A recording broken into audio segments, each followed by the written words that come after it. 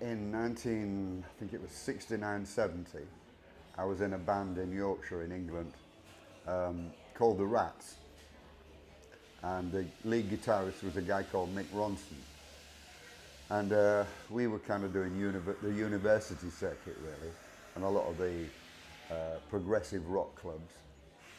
And I'd replaced a drummer that was kind of the first musician that left Hull in Yorkshire to go down to London to make it. And he was doing backing stuff for Bowie. And the guitarist wasn't working out, so he'd said, I know this great guitarist in Hull called Mick Ronson. So he called Mick up, and Mick went down, and he'd been with him a few months. And I got a call from David saying, Mick says you're really good, and you'd fit in with us great. I want you to come down and live in this place I've got called Haddon Hall. It's a massive place. We can rehearse there. You don't have to worry about food. You don't have to worry about rent. And we can just kind of get our thing together. So I didn't know really at that time what he was. Well, I knew he was kind of a folk guitarist, which wasn't really my thing because I was into progressive rock like Zeppelin, Hendrix. You know, on folk music you didn't get loud drums, so that was always pushed aside.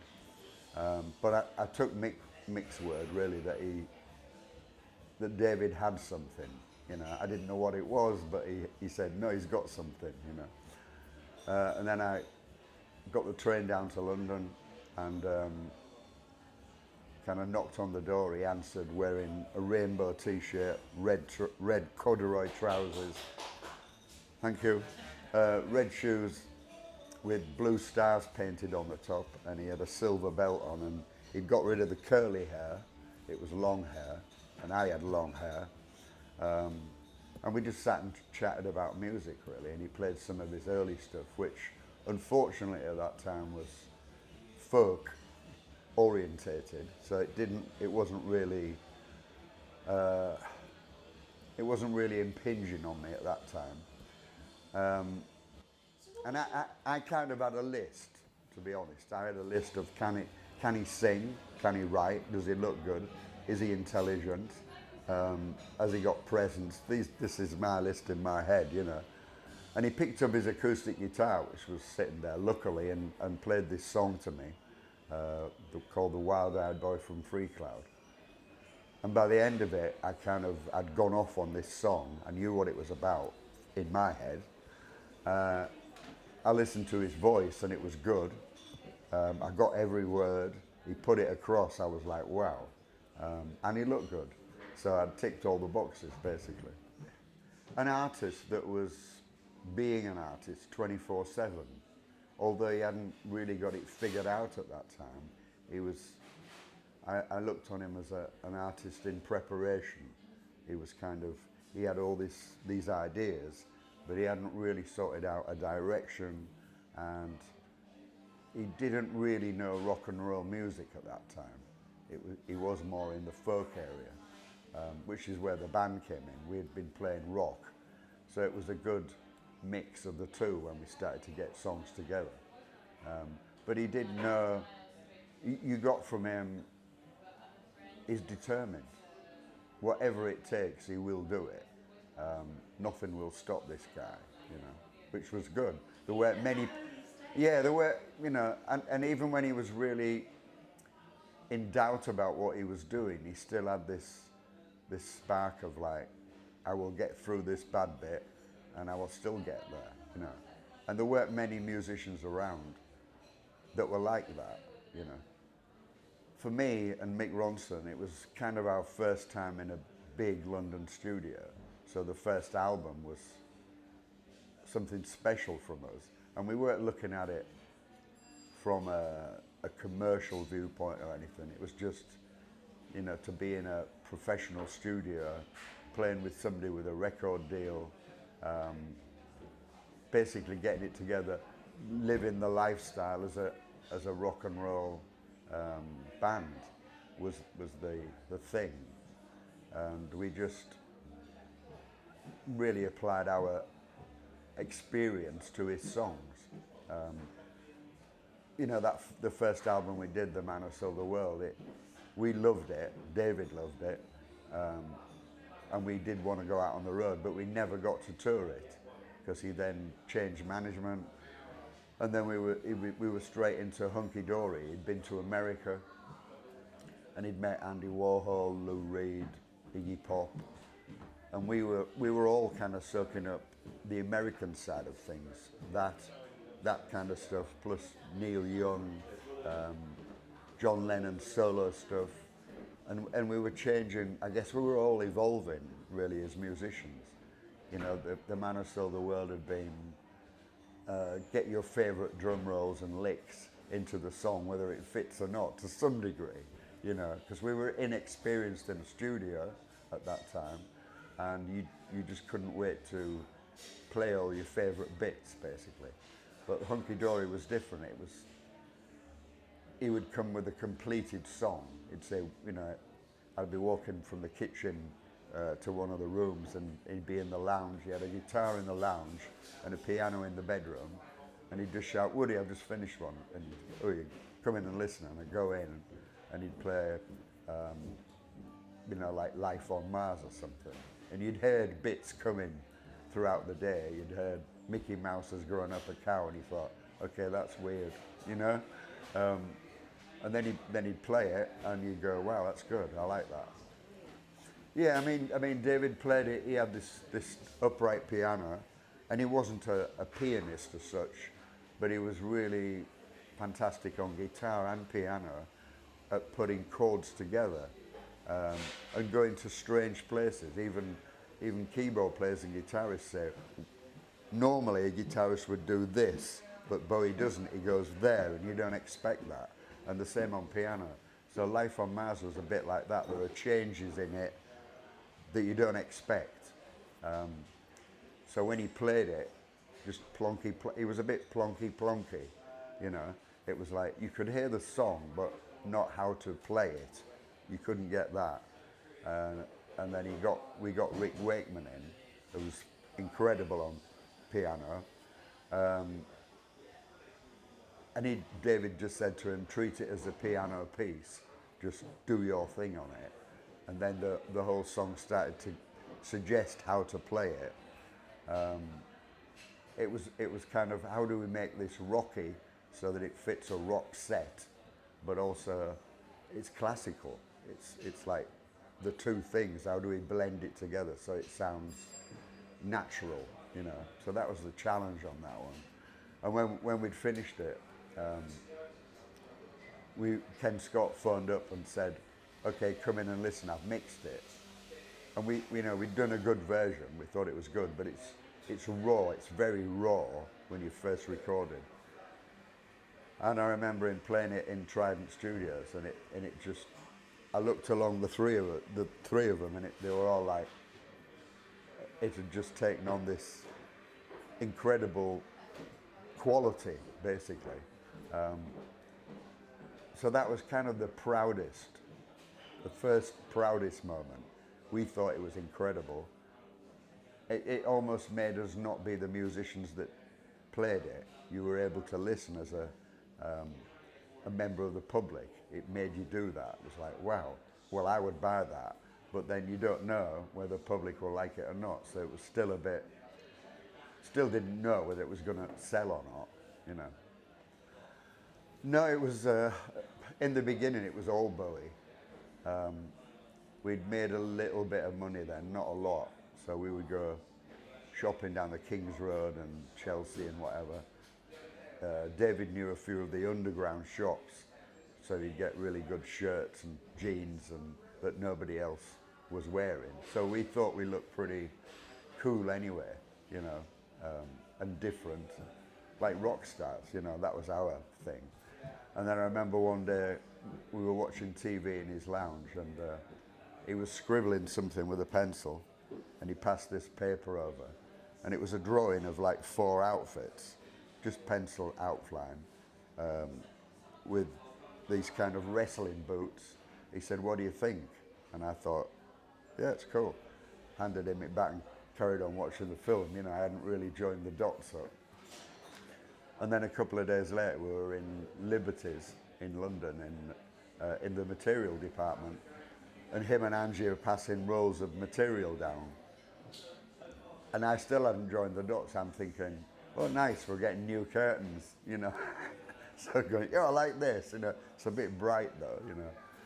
And then a few days later, he got a friend of his in who was a really incredible designer, and we started having the clothes made, basically. The hair, that was kind of it didn't all happen over one weekend. It was, you know, maybe a month later we were looking at having our hair cut. We got a hairdresser in and she did David's hair red. We were doing, I think when Starman came out, we were doing a program called Lift Off with Aisha. And, you know, we had the clothes all made, the boots, the hair. We thought we looked pretty cool. And we were waiting in the green room to go on. And he pulled out this bag. And there was little brushes and tubes of things and round powder things and all this. And we were like, just kind of staring at it. And he started putting makeup on his face, just kind of in this mirror. And he said, "You boys not wearing makeup?" And we were like, you know, the answer was something I couldn't repeat, you know, from three of us all at once. And he said he didn't bat an eyelid, he just carried on putting it on, and he said, "Oh, that's a shame." It's like, okay, why is it a shame? He said, "Well, because you haven't performed under strong TV lighting, and what it does, it tends to take the colour out of your face, and sometimes it goes a pale green, so sometimes you can look a bit ill." And he said, I guess you've got a lot of friends watching tonight, haven't you?" And that was enough, you know. So the next words were like, "So what does this do? What do you do with this?" And he says, "Come here," and then showed us all how to put it on. And that was it, basically. Yeah, for us it was. For us it was, definitely. But then it just became a part of the whole create of the whole thing, you know. I mean, everything we did, from the choreography, we worked a lot of stuff out in rehearsals to make a good show, basically, you know. You know, we were called a glamorous band, so we were in the glam rock thing, but we didn't really look on it that we were. We didn't see that, because to us it was more theatrical. It was more that it added to the songs. It made the songs more effective in front of an audience. So it wasn't just, let's put a bit of sparkle on it. It was never looked on like that. Angie was a very fast-talking, buzzing American girl, and she got him. She probably got him on what he wanted to do before anybody else. So when he would have a few doubts in the beginning about, "I'm thinking of doing this," or she would go, "Do it, David." So I think, you know, if she hadn't have been there, it might not have gone the way it did. She was very influential. I think songwriting-wise, you know, that ability was always there right in the beginning. On things like All the Madmen and the track "The Man Who Sold the World," you could always hear the potential. And then particularly after things like Life on Mars, you just went, okay, there's more to his armory than we thought. You know, there's more here that we haven't seen yet. And then after that period, every song he did, even though it was different to the last one, had something about it. He seemed to have this unending tap into something. All the songs that came out were good, you know. I guess in real life he was a bit like a bit of all the characters that he eventually went through. It was those things were always there. He just seemed to stress certain parts of his character at certain times for certain periods. You know, he had a great sense of humour when you weren't performing or recording. No, in fact, even recording, you would have a good laugh. We always had this thing, you know, you work hard and you do your best, but you're supposed to be enjoying yourself as well. So we had that in, you know. Even it was that hard when we started doing the Hunky Dory Ziggy albums. We'd kind of learned early on that he got bored very easy. And so we would have this idea, you might have 10 versions of a song, or 5 maybe, to do, and then pick the best one. But it didn't go like that. You know, sometimes he'd write one on a Friday and say, oh, we'll do this in Trident on Monday. And you'd heard it twice, so you had a rough idea. And you get in the studio, he'd play it once more to you. Or he might even go, oh no, we're not doing that one, I've just finished this one. So you were like, okay, how does it go? And you'd play it twice, and then he would say to Ken Scott, the producer, okay, is it rolling? Which meant the red light's on, you're recording, and you've only heard it twice. And so it was like you're on a knife edge, and then you'd kind of maybe do 1 or 2 takes, and you'd go up to listen back to what you'd just done, and then you'd go, oh yeah, now we know what it's like, let's go do another one. And he would go, no, that's it. And you go, but that one is the first time we've played it correct. And he'd go, yeah, that's exactly what I want. And you would, you know, at first we thought, okay, is this right? Is he stupid? You know? And he'd say, no, let me put my acoustic on. So he'd put his 12 string on, and it would kind of give it a different quality. And then he'd say, let me do a vocal. He would do that, and the whole track would just go whoosh, and come to life. And we started to realize that he didn't want a kind of a laboured version or a correct version.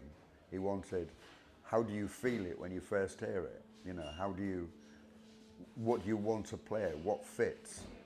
And you're all in that same creative mode at that time, and it somehow gets onto the record. It's that you're in that create. If you do 5 takes of it or 10, then you're sitting there thinking, what did I do on that second one? It was really good, I want to do that. So you're copying yourself, and that gets onto the record. It's like it's not fresh, it's not new. So we got used to recording with him like that. I mean, his vocal takes, he would go down and sing something like Life on Mars. He'd sing it in 1 take. He'd just sing it and go, that's it. And you go, oh my God, you know. He very rarely dropped in to do other bits. It was always bang. He knew exactly what he was doing. I think it's hard to sum up. It's hard to sum up in he's that, because he's not. You know, even if you just took music, you know, he liked soul music, he liked funk music, he liked electronic stuff when that came out, whereas most people tend to stay in a bag or a genre. He wasn't like that. He liked to go dancing, so when we went to clubs, he would dance to like Tamla Motown stuff. And he genuinely loved that music, you know. We didn't really know that at the time, that he would go on to, you know, do soul kind of stuff. Clothes-wise, he was always very into fashion.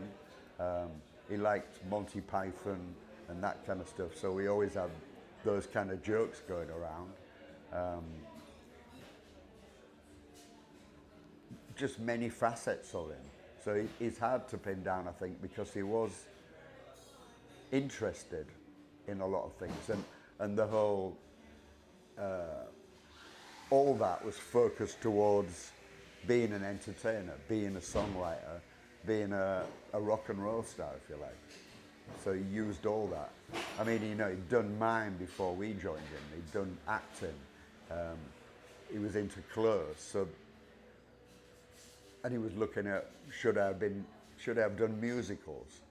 So he hadn't quite taken the talents he'd got, because he could have been a mime artist for the rest of his life probably, or got into acting, or just being a songwriter for other people.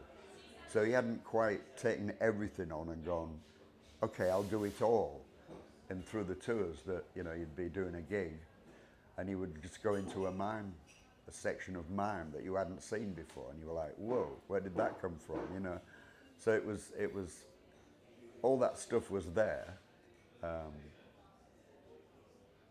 You know, sometimes you'd be sitting in Haddon Hall and there'd be so many artists coming through from Mark Bolan to Arthur Brown to Roy Harper, just on a daily basis.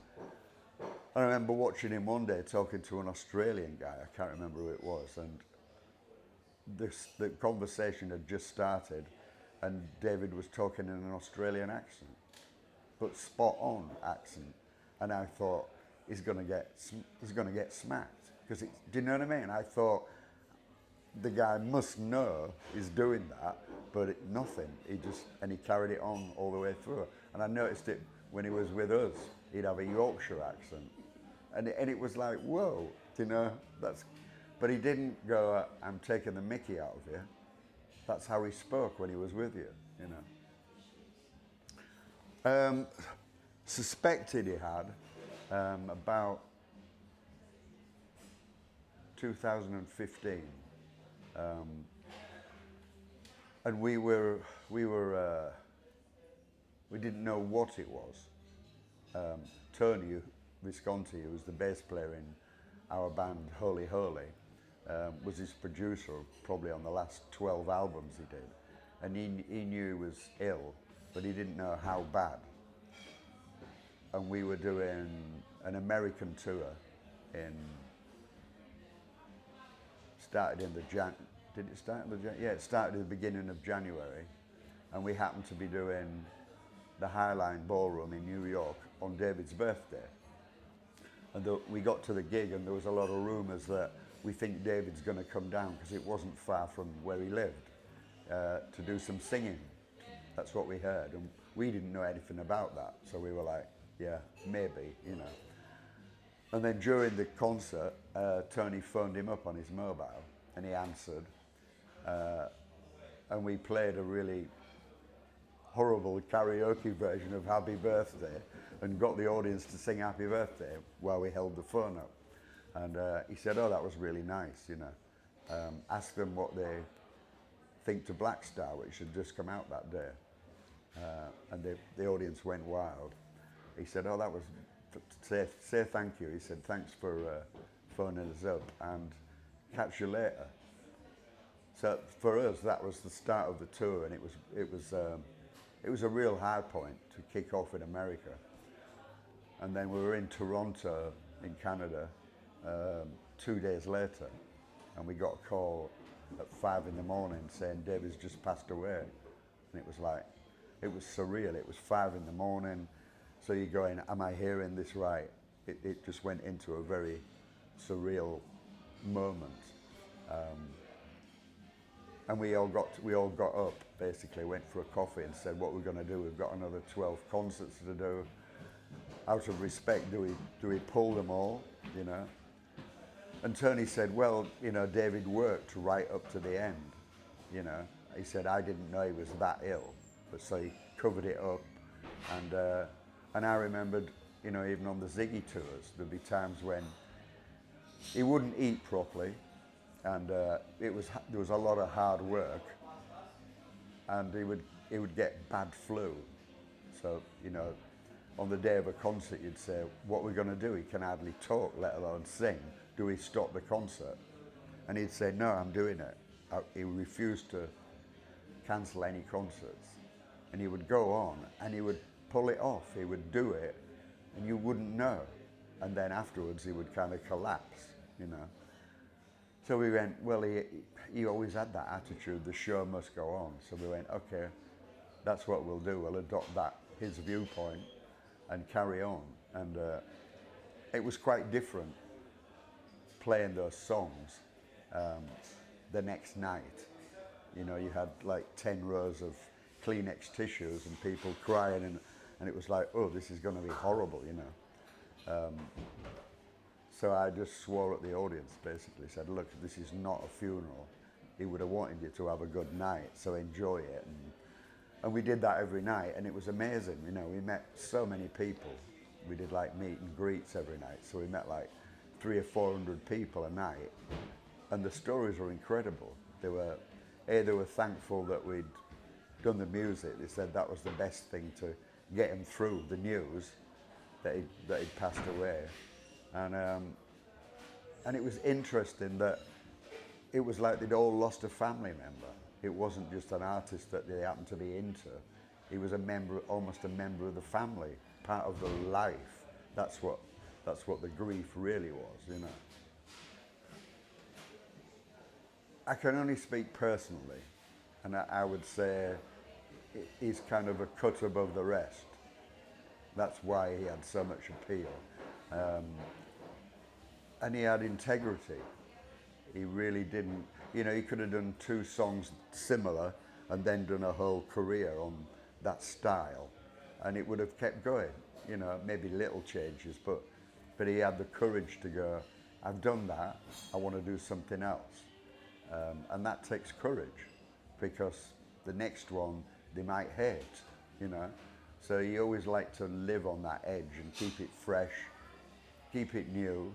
And he, you know, when we first joined him, he did have this, he made a statement that he wanted to wake up the music business. He wanted to make it more colourful, more entertaining, more edgy, and he achieved that, and I think he kept that in right to the end. It was, he never looked at what sells, you know, what will get me played on the radio, but I always thought anytime he wanted to do that, he could do it. When we'd finished the Ziggy Stardust album, we took it into the record company, RCA, and they said, yeah, it's nice, but we're not releasing it. You haven't got a single. So he just went, okay, and he went home that weekend and wrote Starman. So he just kind of, he would use that ability if it meant he got to do what he wanted, you know. But he wasn't really into being a commercial artist all the time, you know. It was just what he felt like. So I think that was part of his success. And that amazing ability to,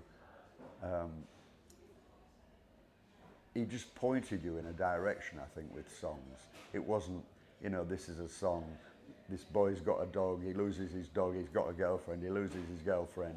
Oh, ain't that sad? You know, it wasn't those kind of songs. He had the ability to point you in an odd direction, but not describe it completely. He would give you enough so you grabbed it, and he made you create.